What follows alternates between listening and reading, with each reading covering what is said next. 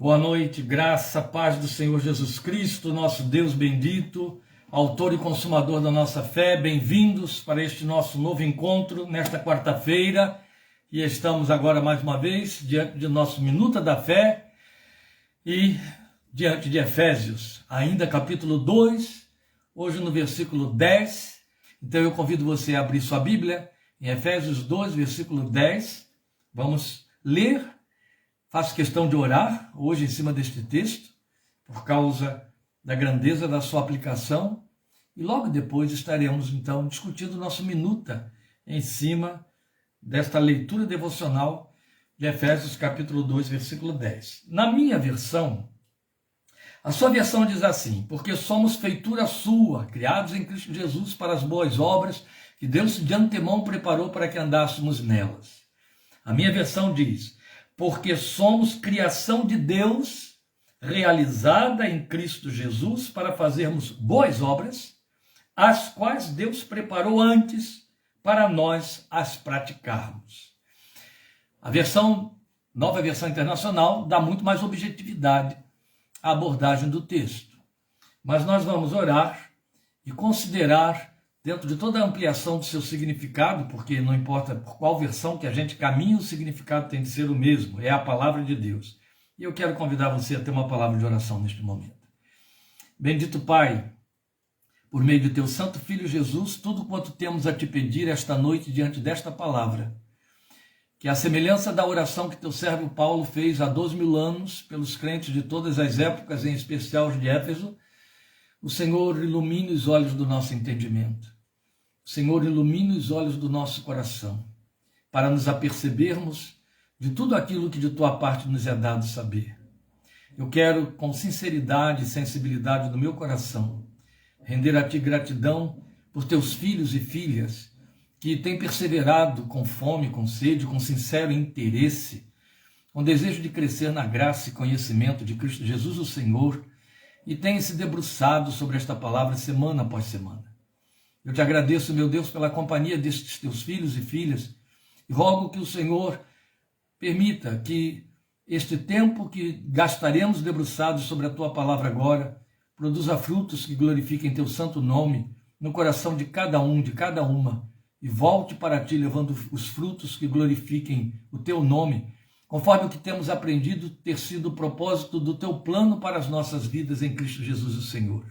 É nele que oramos a ti, com gratidão, rogando a tua misericórdia sobre nossas vidas por conta de nossos pecados, pela graça que há em Cristo Jesus e para a tua glória. Amém, amém.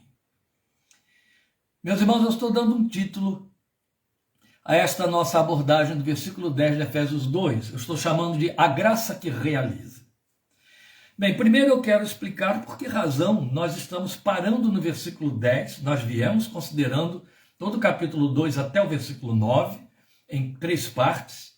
E agora vamos nos deter somente em cima do versículo 10. Daqui para frente nós vamos seguir também com um outro grupo de textos, um trecho, certamente versículos 11 a 13. Mas neste momento precisamos nos deter somente sobre o versículo 10. Por quê? Porque ele é um divisor de águas. Ele faz o fechamento de toda a argumentação que o apóstolo vem trazendo para nós, desde o versículo 1, e abre o significado daquilo que ele quer nos fazer recordar e de que começa a falar, como temos em nossas versões, a partir do versículo 11. Portanto, voltando à leitura do versículo 10, e respeitando a sua versão, eu vou ler na sua versão, ou nas versões mais antigas, nós vamos fazer a nossa abordagem do que significa a graça que realiza. Porque somos feitura sua, feitura de Deus, criados em Cristo Jesus para as boas obras que Deus de antemão preparou para que andássemos nelas. Este é o texto do versículo 10 de Efésios capítulo 2. Ora, eu creio que ficou suficientemente bem explanado, bem no sentido de bastante, explanado como Deus realizou a sua obra em nossa vida através de Cristo para mudar radicalmente a nossa condição espiritual, naquele trecho que já vimos aí, 2, de 1 a 9.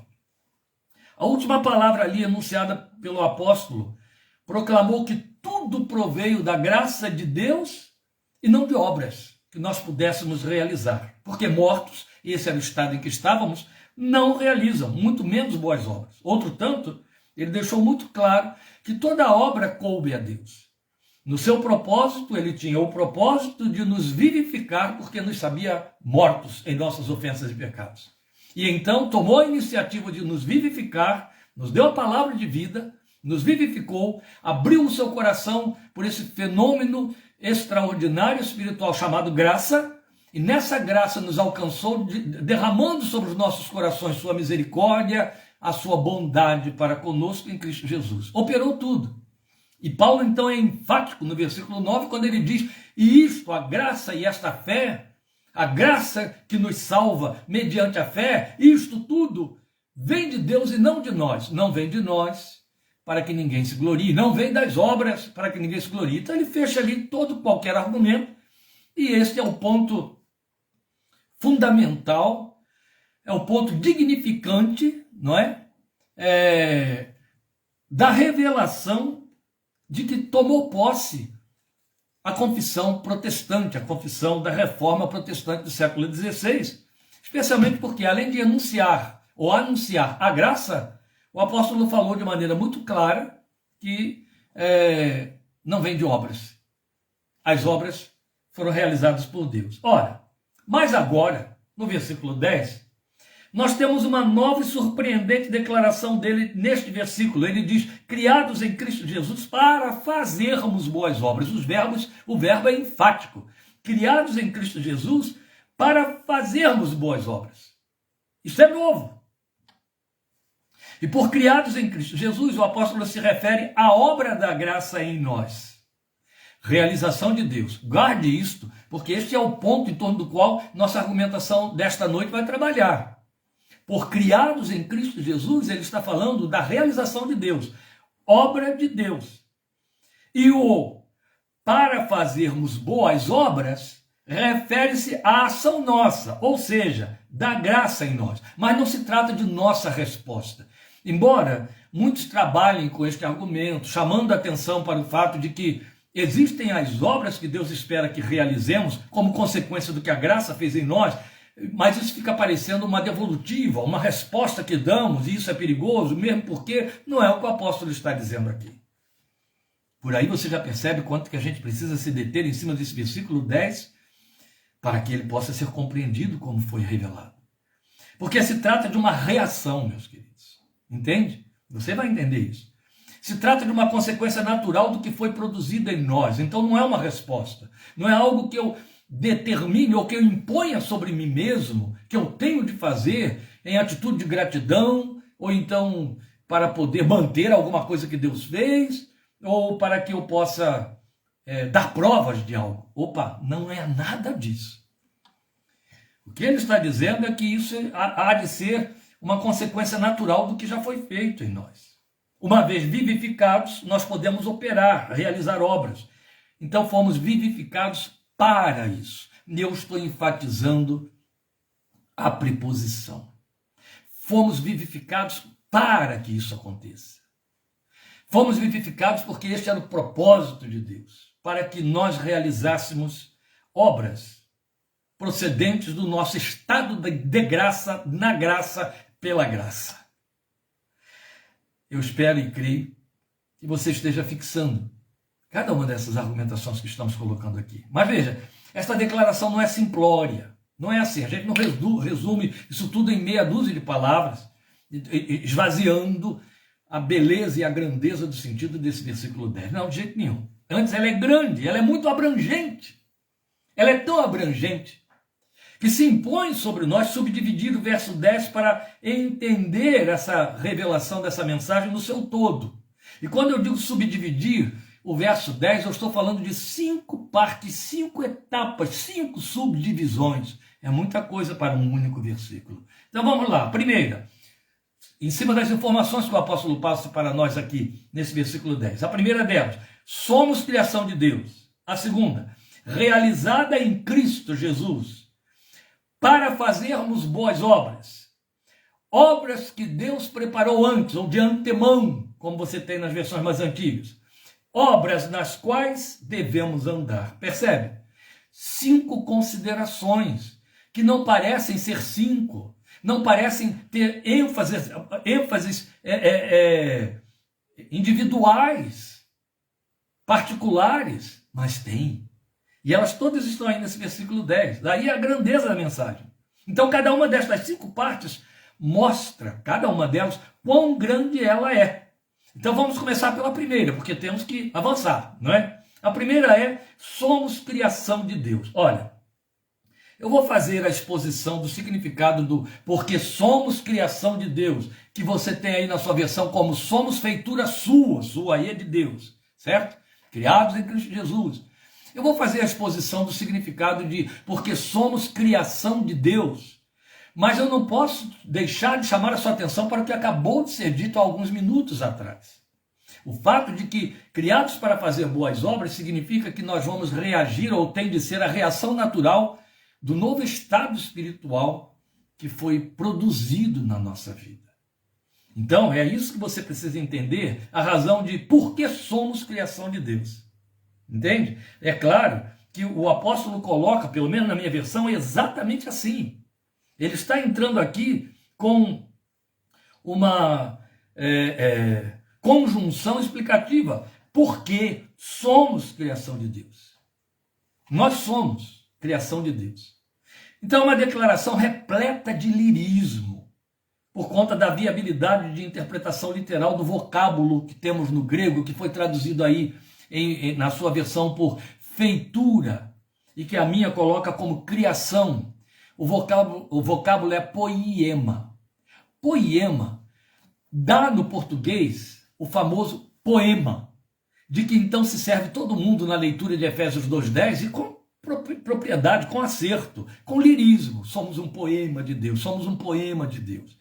É verdade que poema foi traduzido, ou melhor, não é nem traduzido, ele partiu para dentro através de uma diacronia da língua, ele entrou como um estrangeirismo no nosso vocábulo e até em outras línguas, como poema. E é o poema mesmo do grego, poema. E poema, para mim e para você, se reduz a uma peça literária. Você entende de poema aquele trabalho literário, belo, pensado, ritmado, não é? Com cadência, que inclusive favorece aí a entrada de músicas, etc. E nem sempre com ritmo, com rima, nem sempre com rima. Poema. Porque poema fala de um trabalho pensado previamente e elaborado com apreço. Então preste atenção. Por que foi traduzido poema por feitura e por criação? Porque é exatamente o que significa. Poema significa um trabalho manufaturado, um trabalho feito pela mão, como um trabalho de um artesão. É um trabalho que tem detalhamento e tem acabamento. Entende? Claro que você precisa entender isso. Por isso que eu falei a palavra aqui de manufatura própria do artesão. O artesão não expõe uma peça incompleta. Não faz sentido? E a obra de artesanato, ela tem de ter acabamento. Exatamente porque ela é artesanato. Mas a implicação que temos aqui está no fato do tipo de criação que é feita. É a mesma palavra que Paulo usa em Romanos 1 para dizer que Deus criou todas as coisas. Ele vai usar o mesmo poema. Mas vamos lembrar que a criação citada em Romanos capítulo 1, usando a mesma palavra grega, se refere a uma criação geral. Entende? Quando o texto fala de somos criação dele, criados em Cristo Jesus, está particularizando um trabalho desse artesão que é Deus. E o objeto desse trabalho, o produto desse trabalho é a sua vida, é a minha vida. Uma confecção que foi elaborada em Cristo Jesus. Quisera eu ter capacidade de criar imagens verbais que pudessem explicar a você com mais detalhe, mais beleza, a grandeza desta revelação. Porque quando diz que eu sou uma feitura em Cristo Jesus, está dizendo que Jesus é a forma de que Deus se serviu. Bem, inevitavelmente me ocorre, por conta de força da teologia, de força da revelação teológica, que manufatura de Deus, artesanato divino, me sugere vaso de barro, porque a Bíblia toda corre nessa direção. Eu vou citar isso aí, eu tenho que citar isso aí. Então você pensa num detalhe. Geralmente quando você pensa em vaso de barro, você pensa em oleiro. A força da revelação é essa. E o oleiro não faz vaso em série. Amém? Amém? O oleiro não faz vaso em série. Com toda certeza, as grandes indústrias de cerâmica, elas produzem seus trabalhos em série. São todos iguaizinhos. Sai tudo ali do mesmo tipo de forma, é uma máquina que faz. Estamos nos referindo ao oleiro. O oleiro, ele trabalha peça por peça, peça por peça. E por mais que ele queira copiar e fazer a peça parecer igual, ela tem detalhes que fazem diferença, e total diferença. Hoje, coincidentemente, eu tive de ir numa floricultura comprar 2 vasinhos que Lília pediu para fazer uma artezinha dela aqui na casa, de enfeite. Aí cheguei lá, fiquei confuso com respeito ao tamanho, comprei 2 de um tamanho, aí comprei mais 2 de outro tamanho. Quer dizer, ela pediu 2 e ganhou 4.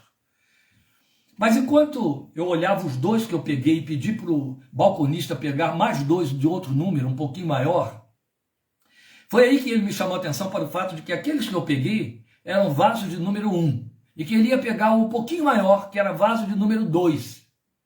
E eu disse, mas tem que ser iguais a esses, só maior. Ele não é do mesmo tipo, mas é maior. Aí eu fiquei olhando os 2 que eu peguei. E olhei para eles, pensei, é número 1. O que faz eles serem número 1? Aí ele veio com os 2 outros que eram número 2. E eu olhei e disse, o que faz eles serem número 2? Óbvio. Os 2 número 1 têm um tamanho, uma determinada altura e largura. Os 2 número 2 têm um tamanho maior, uma largura maior. Mas o feitio, o modelo era igual. Só que quando eu fiquei olhando mais de perto os 2, eles estão aqui, número 1 e os 2 número 2, eu vi que num olhar generalizado, os 4 vasos parecem e de fato têm a mesma forma. Mas eles não foram feitos por máquina.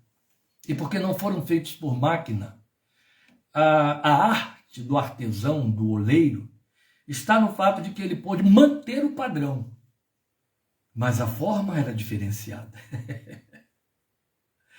Pequenas diferenças, suaves diferenças, mas suficientes para você perceber que cada peça foi feita individualmente.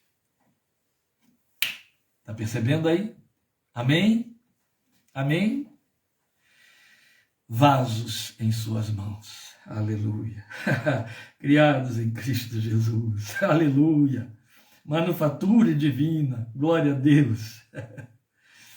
A palavra é forte porque ela grifa o ato criador num caráter muito pessoal e elaborado, como uma obra de arte, um artesanato. Daí, inevitavelmente, temos de pensar em vaso, porque toda a proclamação do Evangelho corre nessa direção. E por que não? Veja, a teologia devocional de Isaías, de Jeremias e de Paulo atestam isto muito bem. Isaías foi o primeiro que falou de vaso. Nós somos vaso de barro em tuas mãos, vaso em tuas mãos. Depois Deus, através de Jeremias, disse, vocês são vasos de barro nas minhas mãos, como vaso na mão do oleiro. Depois Paulo chega para nós e nos diz com aquela beleza de uma linguagem simbólica tão extraordinária, em 2 Coríntios capítulo 4, versículo 7, que Deus tem os seus tesouros da glória de Cristo guardados em vasos de barro, que somos nós. Então você tem Isaías, Jeremias e Paulo trabalhando com essa teologia devocional que Paulo está reforçando aqui em Efésios 2:10, entende? Para dizer que somos um trabalho elaborado, como uma obra de arte, para falar da individualidade desse trabalho. É isso que tem de ficar manifesto hoje aqui. Então, de que feitura ou criação o apóstolo fala aqui em Efésios 2:10? Nós não podemos ler esta frase de Efésios 2:10, porque somos criação de Deus, ou somos feitura de Deus, a parte de 1 Coríntios 15:10, porque é a obra da graça. Então, por favor, me acompanhe na leitura de 1 Coríntios capítulo 15, versículo 10, que é um testemunho, uma proclamação que o apóstolo está fazendo a respeito de si mesmo. E ele diz assim: mas pela graça de Deus sou o que sou, e sua graça para comigo não foi inútil. Pela graça de Deus eu sou o que sou. A sua graça fez eu ser o que eu sou. Entende? Sua graça me fez poema de Deus. Sua graça me fez feitura sua. E aí, como a minha versão coloca, porque somos criação de Deus, 1 Coríntios 15:10 mostra que é a graça quem realizou essa criação. Há um outro texto que eu reparto com você agora, que é 2 Coríntios, capítulo 5, e versículo 17, onde o apóstolo vai usar a palavra criação, mas agora de uma forma mais emblemática, bem teológica, de sentido revelacional profundo. Veja, 2 Coríntios 5:17, o apóstolo Paulo diz assim: portanto, se alguém está em Cristo, é nova criação. Vamos inverter esse versículo para que você o entenda com melhor clareza. Portanto, se alguém é nova criação, isto prova que está em Cristo. Aleluia, isso aqui é bom demais. Oh, Espírito de Deus, que te dê compreensão e sensibilidade em cima do que eu acabo de considerar com você agora. 2 Coríntios 5:17, portanto, se alguém está em Cristo, é nova criação. Portanto, se alguém é nova criação, só pode ser porque está em Cristo. Isso é muito bom. É glória de Deus, é revelação de Deus. As coisas antigas já passaram, eis que surgiram coisas novas. Fique com esta expressão. Portanto, se alguém está em Cristo, é nova criação. Nós vamos ter que trabalhar com isso mais para frente, ainda hoje. Sim. Criados pelo novo nascimento, entende? Lembra? Foi isso que Jesus falou para Nicodemos. Foi ali que fomos criados, feitos de novo, nova criação, feitura de Deus. Oh, maravilha, porque aí ele disse assim: Adão, cresce e multiplica-te. E eu estou aí no meio dessa multiplicação, produção em série, pelo ato da criação. Mas agora, coisa diferente. Agora é se alguém está em Cristo. Agora eu sou alguém, não mais um. Glória a Deus. Amém? Glória a Deus. Porque no ato do novo nascimento é uma obra individual. Amém? É um ato de criação pessoal. Amém? Foi o Espírito aí dentro de você que te fez nascer de novo. É muito particular, é muito entre você e Deus. Quando você surgiu neste mundo, a vontade de duas pessoas determinou assim. Ou o acidente do encontro dessas duas pessoas, não importa, eu não estou menosprezando isso. Eu estou apenas tratando com fatos da realidade. Mas quando você nasce de novo, é um processo entre você e Deus. É só de Deus com você, é muito particular, é muito pessoal. Ninguém nasce de novo em série. Aleluia. Ninguém nasce de novo em série. Não importa que seja uma campanha evangelística com aqueles apelos histéricos que faz com que uma multidão fique aflita, sem saber o que fazer. É melhor não ficar mal na fita, deixa eu levantar a mão, deixa eu ir lá na frente. Ainda assim, se alguém no meio dessa multidão nasce de novo, oh, feitura dele. Feitura dele. Lloyd Jones olhava para a sua multidão, para o seu público de 3.000 ouvintes, e ele dizia: se esta palavra que eu estou te falando arde no seu coração, você nasceu de novo, você é dele, você é um eleito, a obra foi realizada. Se o que eu estou falando não muda nada para você, você é um bom ouvinte, mas está perdido nos seus pecados, o Espírito de Deus não habita aí dentro de você. Sério, não é? Se hoje a gente faz isso, as pessoas ficam tão mimadinhas, tão ofendidinhas, viram as costas e... Eu estou falando de um britânico em plena Londres, do século XX, 1970, 1980. Não estou falando de nossos antros aí de fundo de quintal, não é isso não. Não é isso não. Criados pelo novo nascimento, criados nele, gerados pela palavra e pelo Espírito de Deus, como atestam Pedro e Paulo. Eu vou ler os dois textos para você. 1 de Pedro 1:23 e Tito 3:5. Na minha empolgação, misericórdia. Eu já estou assustado com a história de 1 hora para Efésios 2:10. Você concorda que não dá para atropelar? Não dá. Não dá. E eu vou até o fim hoje aqui de Efésios 2:10 em nome de Jesus. Veja, 1 de Pedro 1:23, ele vai testificar, ele vai confirmar para nós que nós fomos gerados pela palavra. 1:23 de 1 de Pedro, ele diz: vocês foram regenerados, quer dizer, gerados outra vez, gerados de novo, daí regenerados. A preposição ré fala de repetição. O prefixo, preposição não, perdoe, o prefixo ré fala de repetição. Vocês foram regenerados, não de uma semente perecível, como foi a de Adão, mas imperecível, por meio da palavra de Deus, viva e permanente. Esse foi o processo, aleluia. E quando Paulo escreve a Tito, ele não diz coisa diferente. Capítulo 3 da carta de Paulo a Tito, versículo 5, o apóstolo disse: não por causa de atos de justiça por nós praticados, mas devido à sua misericórdia, ele nos salvou pelo lavar regenerador, fazendo nascer de novo, e renovador do Espírito Santo, que ele derramou sobre nós, versículo 6, generosamente. Glória seja a Deus. Quando Deus nos planejou, meus queridos, ele o fez na pessoa e obra do seu Filho, e por sua graça realizou, tornou isto uma realidade plena. Logo em seguida, e temos que ir logo em seguida, temos a segunda proposição: criados em Cristo Jesus, porque somos criação de Deus, criados em Cristo Jesus. Isso significa que é na pessoa dele. Aqui está Jesus como causa e garantia do propósito de Deus. Isso já foi discutido ao longo do capítulo 1, você deve lembrar, a partir do versículo 4 do capítulo 1. Não pode haver novo nascimento fora de uma união espiritual com Cristo. Não é com as coisas de Cristo, nem com a igreja. Por exemplo, há quem pense que o ato de batizar representa nascer de novo. Batizar não representa nada. Batizar representa apenas sua confissão. Não produz nada dentro de você. É um ritual. Uma ordenança que a gente cumpre por obedecer e para dar testemunho. Mas, infelizmente, uma teologia que já perpassa 1500 anos, ela diz que a igreja faz você nascer de novo. E quando joga água sobre a sua cabeça, você nasce de novo. Nem a igreja, nem aquilo que envolve um trato com as coisas de Cristo, nada disso produz um novo nascimento. É uma união sua com Cristo, a pessoa de Cristo.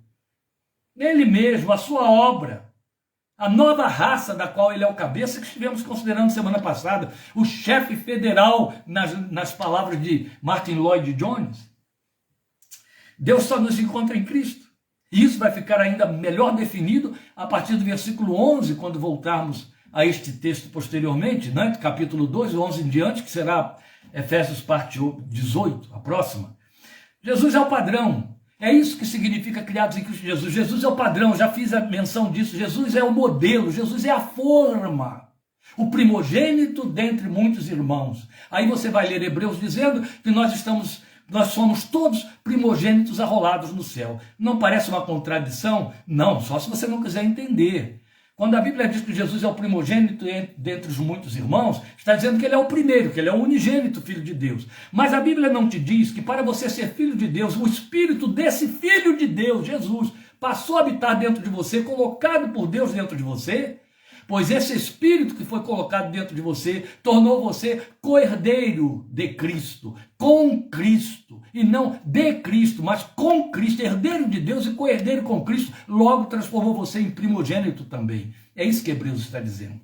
Jesus é o primeiro, mas nós todos somos colocados como primogênitos, porque ele é o cabeça, ele é a forma, é o modelo, ele é o padrão. Entende? Que Deus mira para construir você. Deus contempla o seu filho e constrói você para ir tornando você a sua semelhança. Você vai entender daqui a pouquinho, um pouquinho melhor, a grandeza desta revelação, da sua significação. Veja, é aqui. Vamos atentar para esses textos que nos asseguram isso. Um dos mais belos na revelação das Escrituras, para mim, é 2 Coríntios 3,18. Meus irmãos, eu não posso perdoar, eu não posso desculpar o crente que passe batido por 2 Coríntios 3,18. Você pode ler a Bíblia de cabo a rabo, de frente para trás, de trás para frente, mas você obrigatoriamente precisa, ao ler 2 Coríntios 3,18, parar e se deter no texto. 2 Coríntios 3,18 diz: e todos nós que com a face descoberta contemplamos a glória do Senhor, segundo a sua imagem, o Senhor aqui é Jesus, segundo a sua imagem estamos sendo transformados com glória cada vez maior, a qual vem do Senhor, que é o Espírito. Você vai ter que entender isso agora, amado. A Bíblia não diz que o homem foi feito à imagem e semelhança de Deus. O homem caiu em Adão. O homem caiu em Adão, mas continua sendo imagem e semelhança de Deus, só que numa imagem totalmente desfigurada. Como Deus resolveu esse problema? Ele nos refez em Jesus. E agora o seu propósito é nos fazer trazer a imagem de Jesus. Nos fazer ser imagem e semelhança de Cristo Jesus, que é a imagem e semelhança de Deus. Eu e o Pai somos um. Quem está encarregado de fazer essas transformações para que esta imagem ocorra? O Espírito Santo de Deus. Dizem, está na história, e eu acredito, claro, ninguém inventar essa história aí, porque ela tem registro, que quando Michelangelo acabou de esculpir, quando ele deu o último toque, e eu penso que o último toque foi um limar, um lixar, na escultura que ele fez de Moisés, que ele teria batido com cinzel, olhando para ela, bateu com cinzel e disse: parla, num bom italiano, fala. É evidente que Michelangelo não tinha o modelo Moisés para esculpir.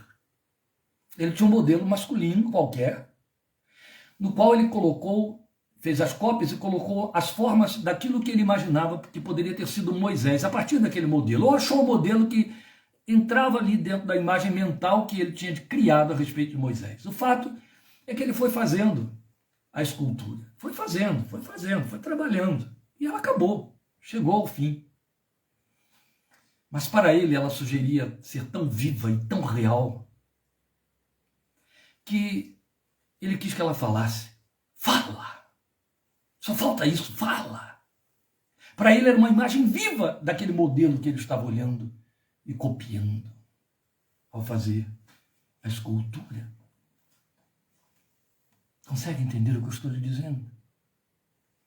Deus olha o seu filho e pincela você pelo seu espírito. Olha o seu filho e mete o cinzel. Não, aqui tem uma aresta que não faz parte. Oh, glória a Deus.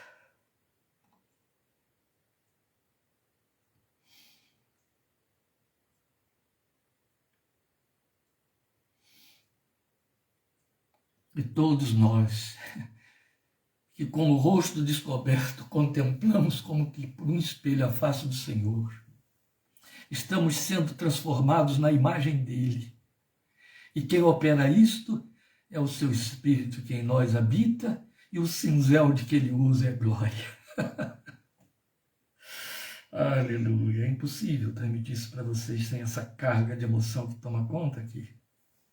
O nome disso é o mover do Espírito de Deus na palavra que é viva e que produz vida. Depois nós temos Efésios 4,13, que só vem reforçar esta proposta, quando diz para mim e para você: até que todos alcancemos a unidade da fé e do conhecimento do Filho de Deus e cheguemos à maturidade, atingindo a medida da plenitude de Cristo. É com isso que Deus está encarregado. É isso que significa ser poema, feitura, um trabalho das suas mãos. O que ele está modelando em você? Cristo. Então, cada vez que ele encontra um pedaço de Adão, ele arranca. Cada vez que ele encontra o que é da sua natureza, que desfigura a imagem do seu filho, ele tira fora. Ou ele diz para você: desiste disso. Eu tenho coisa melhor. E por último, o reforço do texto que eu citei. Ainda agora eu tinha dito que era 2 Coríntios 4,7, mas na verdade é 2 Coríntios 4,6, é o versículo 6, em que o apóstolo diz: pois Deus que disse, das trevas resplandeça a luz, Ele mesmo brilhou em nossos corações para a iluminação do conhecimento da glória de Deus na face de Cristo. Esta face tem de ser vista em mim e em você. Aí o versículo 7, sim, é aquele que eu citei, mas temos esse tesouro em vasos de barro, para que a excelência do poder seja de Deus e não nossa.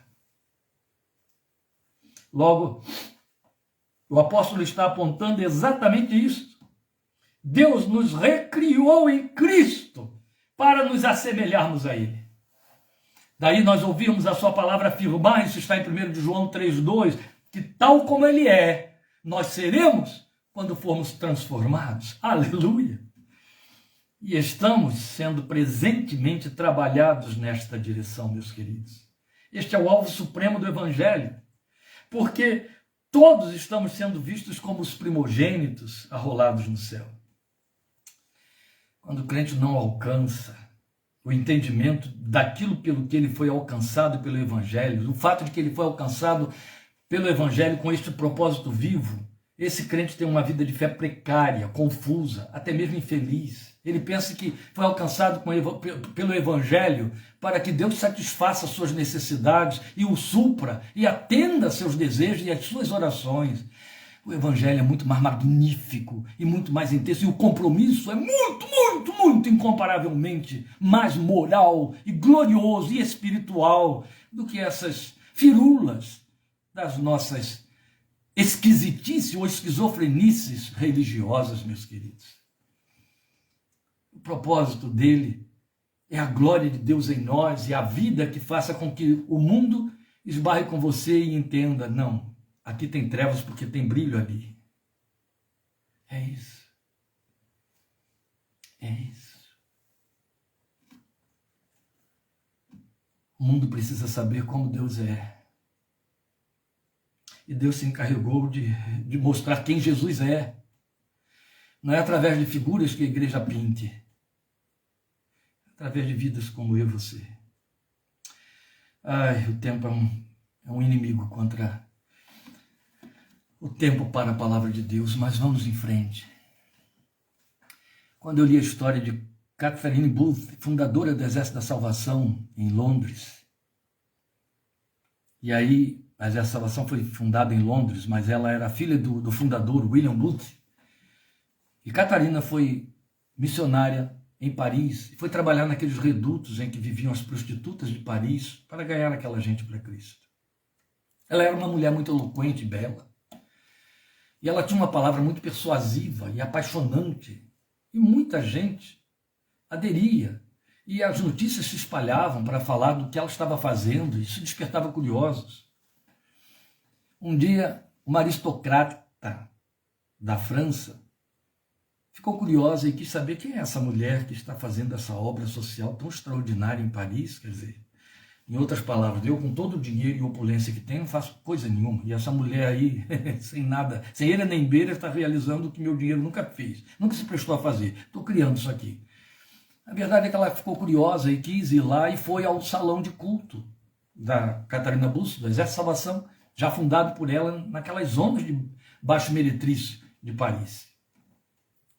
A essa altura, ela já trabalhava ali, já tinha estabelecido o espaço do seu trabalho, então havia muitos frutos, e ela já havia instituído o uso do uniforme do Exército de Salvação. O Exército de Salvação usa uniforme até os dias de hoje, especialmente na Suíça e na Inglaterra. Eles passam o dia andando para onde vão, eles estão uniformizados. E ela então vestia os seus conversos e as suas conversas com os uniformes como deviam. Tinha um chapéuzinho, tinha tudo lá direitinho, um chapéu que tinha umas abas que desciam ao redor da orelha. E as mulheres ficavam lá vestidinhas durante o culto com aquele uniforme e tal, eles se orgulhavam muito disso. E essa aristocrata entrou para assistir um dos cultos e assistiu. Quando o culto acabou, ela foi procurar a Marechala, que era o título que ela recebeu pelo Exército da Salvação, porque o William Booth, o pai dela, se chamava general do Exército da Salvação. Então deram para ela esse título, a Marechala. E aí ela foi procurar a Marechala. E ela disse, muito bonito tudo que eu ouvi, muito bonitos os cânticos, tudo muito encantador, muito espiritual, mexeu comigo. Mas está faltando uma coisa aqui no seu santuário. Eu não vi santos, nenhumzinho sequer. E eu senti falta deles. Onde estão os seus santos? Por que você não tem um santo aqui para a gente contemplar? Ela disse, a senhora quer voltar ao culto de amanhã? Amanhã eu vou fazer culto aqui outra vez e a senhora vai encontrar os santos que a senhora deseja aqui. Aí, a mulher não perdeu tempo. A Marichala ia atender o pedido particular dela.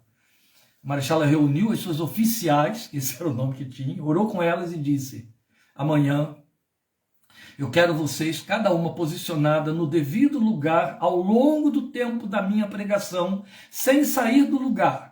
Cada uma vai estar onde eu vou determinar e não saia, não arrede pé dali. Não troque de lugar com outra, não vá para outro lugar, fique paradinha ali. Só quero que você fique paradinha, adore a Deus, cultue a Deus, mas sem sair do seu lugar. E aí, o culto começou e a mulher, quando entrou, ela já esbarrou com uma situação totalmente diferente. Em vez de encontrar aqueles grupos de homens e mulheres, que por sinal sentavam separados, mulheres de um lado, homens de um outro, estamos falando do início do século XX, e ela entrou e já viu uma coisa diferente, alguns bancos vazios e um grupo não pequeno de pessoas distribuídas, perfiladas ao longo do salão, em várias posições, em pontos mais altos, em pontos mais baixos.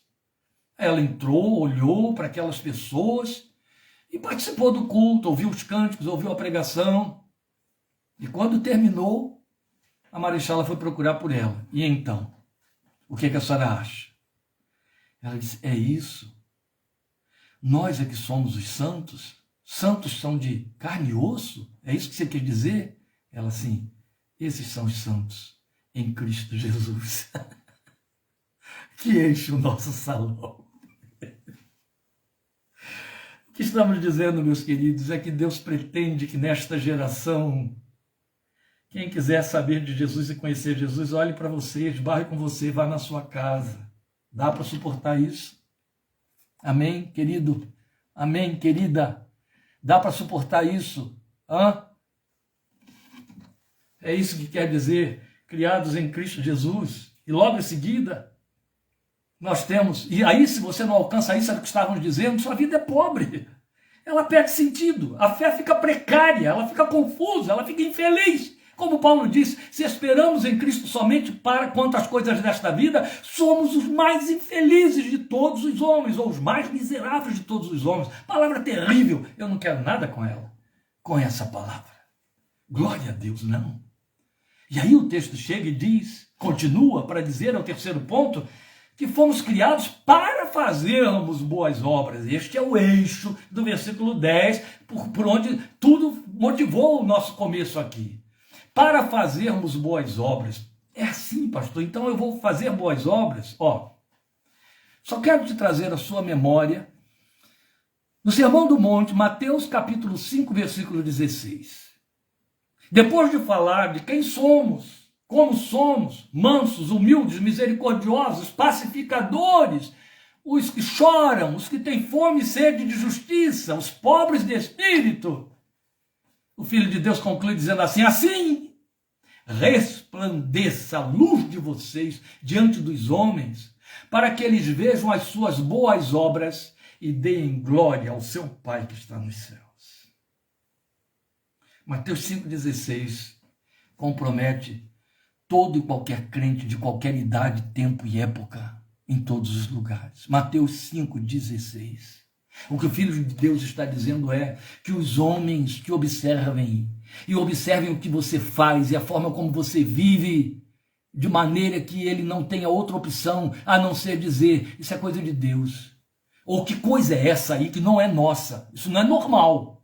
Eu não estou falando de efeitos, de fenômenos. Sabe, nós ficamos mascarados com a fenomenologia da nossa doutrina, quando pensamos que realizar obras que dariam glória a Deus significava operar milagre, fazer cura, falar em línguas, profetizar ou coisa parecida. Estou falando dos dons fenomenais do Espírito Santo. Não, eu estou falando de caráter.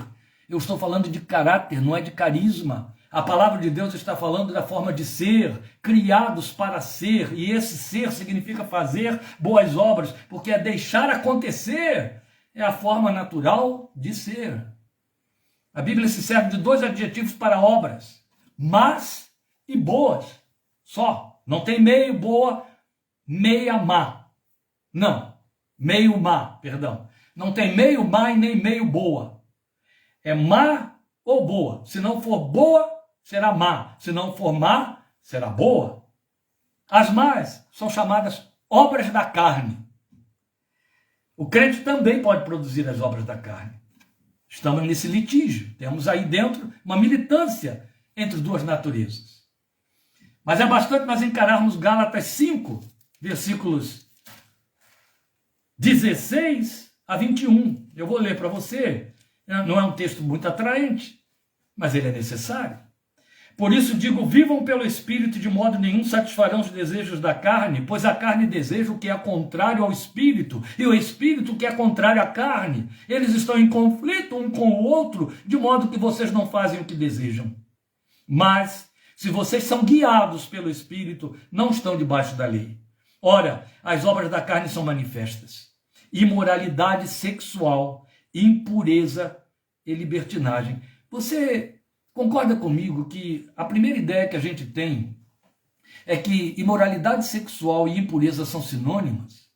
Se fossem, Paulo não estaria repetindo e colocando uma palavra à parte, muito menos libertinagem. Ele usou 3 palavras para falar de perversões morais: imoralidade sexual, impureza e libertinagem. A pessoa pode não estar vivendo uma imoralidade sexual, mas está vivendo de forma impura a sua sexualidade. Ela pode não estar vivendo imoralidade sexual e nem de forma impura a sua sexualidade, mas ser libertina, sedutora, consentindo com aquilo que é de mau aspecto.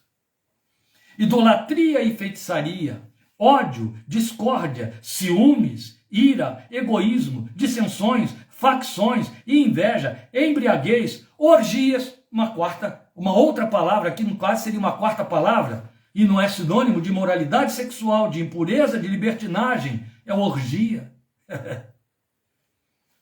Paixões da carne dominando. E coisas semelhantes, ele diz. Eu advirto, como antes já os adverti, aqueles que praticam essas coisas não herdarão o reino de Deus. Por isso eu disse, não é um texto simpático. Somente pelo Espírito de Deus nós produzimos boas obras. Então é mais do que boas ações ou atitudes, mas são reações. São frutos da nova natureza. Então elas atendem ao que já vimos anteriormente em 1:6, 1:12, 1:14. Lembram? Quando estávamos no capítulo 1 de Efésios, em que Paulo dizia, ele realizou para que sejamos o louvor da sua glória. Ele realizou para sermos o louvor da sua graça. Ele realizou para que fôssemos o louvor da sua glória e da sua graça. 1:6, 1:12, 1:14, volte lá. É isso, é ser, é ser. Lembram? Batemos isso no capítulo 1, é ser. Fazer sem ser é falso, é hipócrita, é religiosidade, é insípido, não tem sustentabilidade, não tem fidelidade, não tem permanência. Eu posso copiar, eu posso coreografar, eu posso mimificar, mas não faz parte da essência. E é fato, é fato, é fato. Que às vezes as circunstâncias da vida se impõem, exigindo que você faça, e te faltam recursos quando se trata de socorro, de misericórdia. Aí o coração geme, chora, sofre. Porque é uma questão de ser. É de ser. Mas a informação mais impactante vem agora. Quando em quarto lugar o apóstolo diz que são obras que Deus preparou antes, preparou de antemão. Quando foi que ele preparou? Ele preparou ontem para que eu realize hoje, quarta-feira? Não. Não. O apóstolo está usando um advérbio que aponta para a eternidade, para os dias da eternidade, para um tempo incomparavelmente anterior à nossa história, geral e pessoal. Obras que Deus preparou antes, preparou de antemão. Vamos a uma equação revelacional aqui, meus amados. Apocalipse 13:8 nos informa que o Cordeiro foi morto desde a fundação do mundo. A história diz para mim e para você que tem 2000 e poucos anos, 2020 e poucos anos, que o Cordeiro foi morto na cruz. Haja vista que nem mesmo Cordeiro havia na fundação do mundo, né? E a terra era sem forma e vazia, o Espírito de Deus pairava sobre a face do abismo, e Deus disse, haja luz, depois vai criando, aí surgiu o Cordeiro.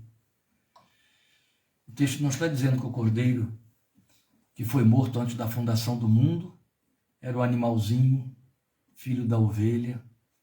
Não. Houve um cordeiro qualquer que foi morto lá, animal? Foi assim, porque a Bíblia diz que Deus cobriu a nudez de Adão e de Eva com a pele de um deles. Mas não é a isso que se refere, porque o texto diz que o cordeiro foi morto antes da fundação do mundo, e Apocalipse só se refere a um personagem com o título Cordeiro. Cristo Jesus, o Cordeiro de Deus que tira o pecado do mundo. Mas a informação de Apocalipse é que o Cordeiro foi morto antes da fundação, na fundação do mundo. Então, não há 2020 e poucos anos, isso foi o que aconteceu historicamente, mas profeticamente, revelacional, dentro do plano eterno de Deus. Isso aconteceu quando o mundo estava sendo fundado, quando a humanidade pecou em Adão, Deus planejou o resgate dela em Cristo. Então, no seu acordo trinitário e eterno, Jesus, o Filho, estava sendo sacrificado para nos resgatar. Eu vou, Pai, cria o homem, eu vou nascer lá entre eles, eu vou ser homem como eles e eu vou resgatá-los para ti. Ali ele já estava morto. Ali ele já estava morto. Por mim e por você. Agora ouça isso e vai lembrar aqui o que eu comecei a dizer. Se você não conseguiu acompanhar, ouça tudo de novo, se você suportar. Aí você vai conseguir fazer o link. Olha, o propósito da criação do homem, feito à imagem e semelhança de Deus, era reger a terra com retidão e justiça. Isso foi o propósito. Por isso que ele criou o homem à sua imagem e semelhança e disse, governe sobre tudo isso que eu criei. E criou o jardim e pôs o homem lá e disse, governa, administra isso aí. Retidão e justiça. Você foi feito à minha imagem e semelhança. Estas seriam suas boas obras. Entende? Da retidão e justiça não há má obra. São boas obras. Mas o homem decaído o homem, esse propósito se perdeu. E se perde.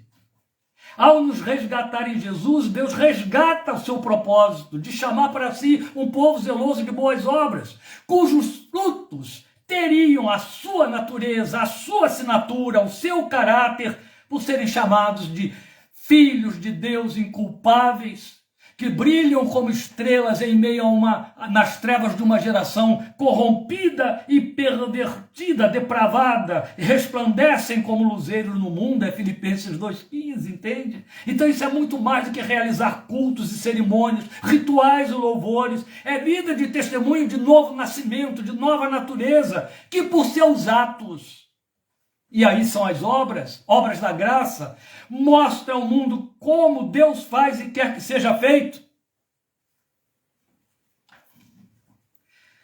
Olha, amados, eu concordo que aqui temos uma palavra de peso para tirar o fôlego e o sono. Mas inevitável. Ou do contrário, a gente brinca de evangelho. Aponta para sonhos nobres, meus queridos. Aponta para anseios espirituais. Aponta para o exercício de misericórdia, para a liberação voluntária de perdão, para a simplicidade na forma de ver e pensar a vida, entre outras coisas, porque estão de conformidade com o que buscamos na pessoa de Deus e seu Cristo para conosco. E aí, tentando cumprir minha promessa de 1 hora, me faltam 5 minutos, a quinta parte do versículo 10 de Efésios 2, obras nas quais devemos andar. Vamos voltar ao texto de Efésios 2,10, para que a essa altura você não perca todo o desenvolvimento da fraseologia do apóstolo nesse texto, porque somos criação de Deus, realizada em Cristo Jesus, para fazermos boas obras, as quais Deus preparou de antemão para nós as praticarmos. Assim diz a minha versão, para nós as praticarmos. As versões antigas dizem, para que andássemos nelas, porque o verbo é andar. Nossos tradutores traduziram o verbo peripatosso, que é andar em torno, andar em círculo, e é andar como praticar.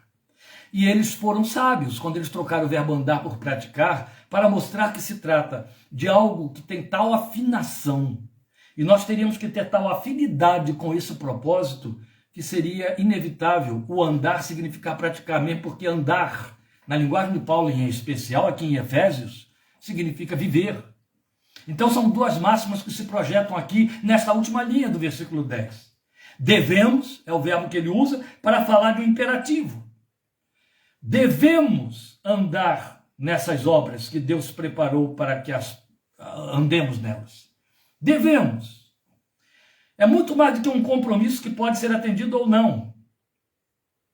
É um comprometimento. É diferente, entende? Para que andássemos nelas é a outra máxima, que reforça a anterior, o verbo andar aqui. Porque esse verbo, como foi usado por ele no original, vou me repetir, mas para reforçar, significa andar em círculo. É como quem percorre um perímetro, mas circunscrito, de forma que você volta para o eixo, você faz uma caminhada comprometida com um eixo central, entende? Você é a extensão do raio que sai do eixo, desse eixo, e aí a sua caminhada, ela é circunscrita a este círculo é Cristo Jesus, é a graça que transformou a sua natureza e a sua vida.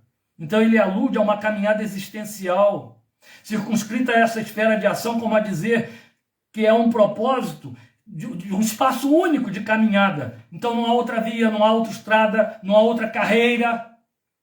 Então não há duas carreiras, não há um outro trilho. Este aqui é o meu trilho intelectual, este aqui é o meu trilho profissional, este aqui é o meu trilho empresarial, este é o meu trilho devocional. Não existe. É vida. Os outros são trazidos para dentro do círculo, entende? Peripatel, você vai andar em círculo ali dentro. Então seria para figurar isso aí, como andar em círculo. Por isso foi dito, ninguém que milita se embaraça com negócios desta vida. E assim eu terminei e libero você. Efésios 2:10 descortina para nós, para a nossa vida de fé, o segredo real de uma existência bem-sucedida, porque é aprovada por Deus, uma vez que flui na direção dele, para ele e por meio de Cristo. Porque dele, por meio dele e para ele são todas as coisas. Glória, pois, a ele. Não é só? Nenhum de nós vive para si, nem morre para si. Porque se vivemos, para o Senhor vivemos. Se morremos, para o Senhor morremos. Você concorda comigo que muita gente que faltou ao culto de hoje precisa desta palavra? Compartilhe, perturbe a paz deles. Compartilhe e diga, ouça isso aí. Vê se você suporta ouvir 1 hora dessa ministração. Com Bíblia aberta em Efésios 2:10. Perturbe, tire a paz deles. Faça esta obra da graça e inquiete, incomode o seu irmão, para que ele preencha o cabular da aula de hoje. Ele cabulou, né? Ele gazeteou a aula de hoje. Então, vá atrás dele. O diabo pode ter feito esse trabalho na vida dele, pode ter impedido, pode ter mandado santos anjos familiares, parentais, esticadas as situações do trabalho. Não, vá atrás dele, compartilhe, manda uma mensagenzinha, uma noticiazinha, diga, ouça a mensagem de Efésios 2:10. Sabe por quê? Porque quando ele ouvir tudo isso, o coração dele se quebrantar e ele disser amém, de fato ele é crente, pode confiar na confissão dele. Deus te abençoe, te fortaleça. Obrigado por sua participação. Domingo temos um culto a celebrar aqui, glorioso, a partir de 5 da tarde. Você está convidado a participar conosco. Senhor te abençoe e te agracie. Obrigado por sua participação e companhia. Em nome de Jesus. Amém.